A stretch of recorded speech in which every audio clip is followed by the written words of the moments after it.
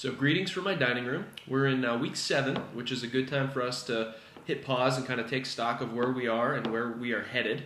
So what I'd like to do is reflect on some of the things that I saw pretty universally across your technical reviews as I provided feedback on those late last week. And then I want to just give you a kind of sense of what I hope you've picked up so far in this semester, because this is an important time for us to sort of reflect on what we've learned and what it means for our future writing in our careers and in our time here at KVCC. So, a couple of housekeeping things before we get into the meat and potatoes of the mini lecture. First and foremost is that by about noontime tomorrow, which will be Wednesday, I will have every single person's resume and cover letter graded and entered into Blackboard, and you'll be able to go into the Dropbox, click on it, see my comments, see your grade, etc. And what that should allow you to do is, if you're so inclined, you'll be able to use those comments and that feedback as inspiration for any revisions. Remember that any assignment in this class can be revised for a higher grade if you're so inclined, and you can actually do that multiple times. So you're really in the driver's seat there, and I'll help you in any way that I can. But and I apologize that those have taken a little bit longer than usual to get back to you, but I have about 90 students this semester or so, and so it's been relatively difficult to stay on top of the grading, as you can probably imagine. So what that also means is that that assignment will be included in your midterm grades, which are due this week, at the end of this week. So just to review, your midterm grade will be comprised of homework that you've been completing, your peer review assignments, which are worth 10% of your grade, and then your resume and cover letter, which is worth 20% of your grade. So I would say all told, you've got about a 35% or maybe 40% of your grade logged. So that means we're not quite halfway through, so there's plenty of room for improvement, and then there's also plenty of room for, I guess you would say, the reverse, which hopefully doesn't happen. But just keep that in mind, and midterm grades really don't mean anything. They're just kind of a marker of where you're at, and so use them as a barometer for where you need to put your efforts in your various classes. And let me know if you have any questions, but nobody sees those, and they don't show up on a transcript or anything like that. They're just an indicator of where you're at. So let's talk about your technical reviews. By and large, I was very happy with those, and people are writing clearly and concisely and in plain, clear language, which is really important, and that's the hallmark of technical writing, is that it's simple and easy to read and easy to digest. But there were some things that I saw pretty universally, and I want to remind you that I'm under no illusion necessarily that you're going to have to write product reviews in your career. Now, you may have to. You may be on a team that's looking at acquiring new equipment or a new tool, or you name it. And you may have to go out and test them or put them through their paces or whatever and write an assessment of how well they perform. That's definitely a possibility, and that happens. For instance, in my role, I may go out and take a look at a textbook and assess that textbook against a series of criteria that are derived based on how I plan to use it and what I hope that it does. So that does absolutely happen. But really my goal in assigning this is really twofold. One is to just get you to write to assess, because you will have to assess things in a workplace. You'll have to assess employees. You'll have to assess a particular process or a procedure or a policy. And then, of course, you'll have to assess maybe physical things. So, and assessments are really simple. Well, simple in theory, but maybe more difficult to implement. And really, there are a series of claims supported by evidence based on a set of criteria, and I wanted you to just become acclimated to setting a user-derived set of criteria, so thinking about how somebody would actually use this and what they care about, making a series of claims about those criteria, and then supporting those claims with clear and convincing evidence. And so that's a type of analytical writing that I think will pay dividends for you in the future.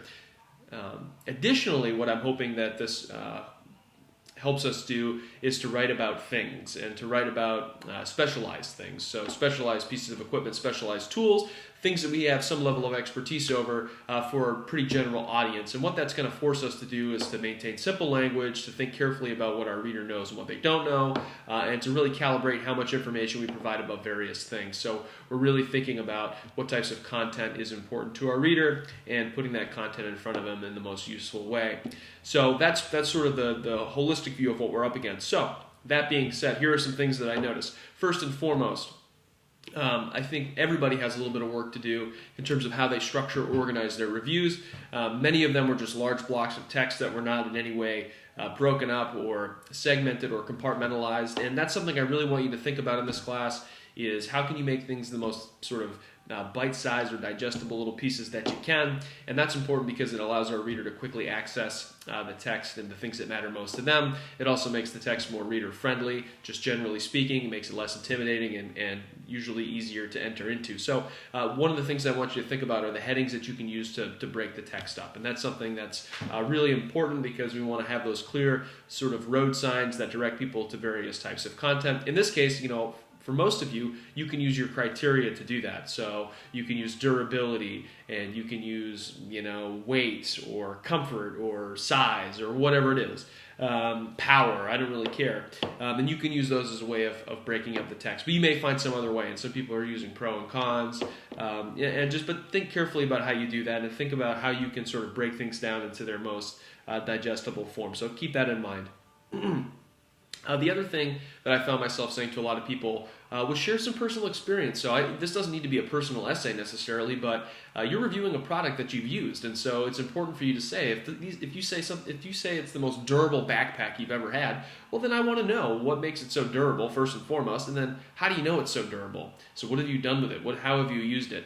And that's really important because it helps us illustrate technical information. So if you tell me that your vehicle has a particular type of suspension or a particular type of engine or a particular type of transmission, and you say that it's great, I want to know why it's great, and I want to know how you used it, how you've used it, and how well it performed in particular environments. And so that personal experience really provides useful context for us so that we can understand these things, because when you reference particular materials or proprietary technologies, it's not always crystal clear what those things are and what they mean. So if you say that your shoes have Vibram soles, great, what does that mean? What kind of conditions have you used them in, and how have they held up? And then obviously sort of a sub-point to that is comparisons are really generative. So when you can compare things to other things that are similar, we can sort of see contextually how they perform.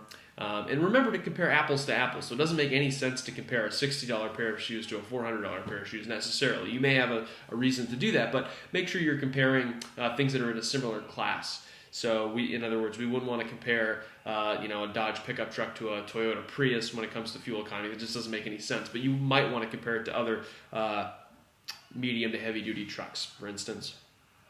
And then the final thing just to be mindful of, and most people did a really nice job of this, is just be a hawk for jargon. And that's why we started this assignment sequence with definitions. If you use any piece of information that is not crystal clear, whether it's a piece of technology, a material, a technique, an approach, a particular way that you're using it, just make sure that the reader has a clear sense of what that means and why it's significant. So just be super aware of the language that you're using, because it really does matter. So those are really the three things: headings and breaking up the text, the use of personal experience to illustrate your claims, to really shine a light on technical information and to support your assessments, and then to be really careful about the language that we're using to do so, because that's really a fundamental learning outcome of this class, is that you can share relatively technical information with a general public audience in a way that's meaningful to them. So keep that in mind. So as for the whole semester, and I'll try to articulate this as quickly as possible, some of the themes that I hope you're picking up on. First and foremost, I hope that you're beginning to see writing as a process. So one of the metaphors that I use to talk about writing, and in particular technical writing, is that we're engineers of communication, that we're using the tools at our disposal to engineer a solution for a reader. So when it comes to your resume and cover letter, we're using particular tools at our disposal, all of the tools at our disposal: text, space on the page, content, formatting strategies, to solve a reader problem. We're trying to give people access to our professional credentials and qualifications as quickly as possible. And one of the things we know about engineers is that they do a lot of prototyping, so they create a lot of test versions of a particular product before it ever reaches the marketplace, and then they test and gather data all the time. And so I want you to think about writing in that same way, that we're constantly prototyping, getting feedback, making improvements, testing again, making revisions, making improvements, and so on and so on. It's a sort of constant process of quality improvement. And so that's the way that I want you to approach writing. And so necessarily what that means is that you have to write drafts You have to get feedback. You have to make revision plans. And that's something that you should build into your writing process from here on forward. The reality is that this class builds that in. I'm giving you time. I'm giving you credit. I'm rewarding you for doing these things. In other classes and in other environments, you're going to have to make that time for yourself. And so you're going to have to find people that are willing to read your work. And there are people out there who are willing. I'm one of them. If you ever need me to read anything, I'm happy to do so. But you have to build that in. You have to build in those feedback loops because generally speaking, they're not necessarily an organic part of most places. You have to build that infrastructure for yourself. So keep that in mind because that really is, of all the things I teach you this semester, that's the one of the things that I know for a fact will make you a better writer is your ability to seek out feedback and implement it. The other thing that we've been talking about throughout the semester is usefulness and reader-centeredness. And so no matter what we're doing in this class, we're always starting with our readers' needs, and we're trying to make decisions as writers that make that particular piece of writing or that document user or reader-centered. So we're trying to answer their questions, anticipate their needs. We're trying to think about actually physically how they're going to read it and all of those types of things. And we saw that with the resume. We're trying to create a resume interface that's easy to scan, easy to read, that puts the most prominent and important information, that answers the most prominent and pressing questions from a reader front and center, and we're doing that with our review. We're trying to think about the problem that our reader's coming to the document with. They have a decision to make, in this case a consumer decision, and then we're trying to put the information that matters most to them front and center. So usefulness and reader-centeredness are something that we can't get away from. We're going to work on that when it comes to our instructions. We're going to work on that when it comes to our fact sheets, and we're going to work on that when it comes to our final assignment, the recommendation report. So that is the theme that's going to sort of tie this entire semester together, is start with your reader and then build outward, and then use all of those tools at your disposal to create a solution that makes the most sense for them. I hope also that you've really seen how important language is. And giving readers access to language, because language, while we think that it's often very transparent, it isn't. We all live in these little discourse communities. We all have our own language to talk about the world around us, and we just need to make sure that our readers have access to that. The other thing that we've talked about to some degree, and we will continue to talk about, is being concise, direct, and precise. So good technical writing is predicated on clear, plain, direct language, and that's something we always have to work on. If our sentences become too complex and too convoluted, our meaning gets lost. If we just add additional baggage and drag to our sentences in the form of unnecessary words and phrases, it also inhibits our ability to make clear meaning, and so those are things that we're going to continue to work on. Yeah, so that's what we've done, and those are things that are going to tie all of these assignments together. Obviously, we've also worked across genres, so we started with a resume, which was its own type of writing, its own expectations, its own format. We tried to master those by looking at examples, by thinking about our audience. We did the same thing with the cover letter. We got a good sense for what a good cover letter looks like, what it sounds like, what it does, what it shouldn't do, and then we worked from there, and then we did the same thing with the review. So the other thing that I want you to keep in mind is that we have to be assessing what a particular type of writing looks like, how it acts, what its pieces are, what its parts are, and then we need to engineer our own solutions based on that understanding. So that's what we've been doing. So that's pretty much it. That gives you a pretty good sense of what I hope you're picking up on. Obviously, we've done a lot of other things along the way, things that are sort of little milestones. I hope you know how to write a good definition now, or at least have some strategies to fall back on. I hope you can see the power of revision. So if you look at the word revise or revision, it literally means to re-see something, and that's how I want you to approach it. Too often, writers just go back into a document and fix really small things, relatively insignificant things, but in this class I will always reward people for going back in and making large-scale changes that really improve the effectiveness of a document.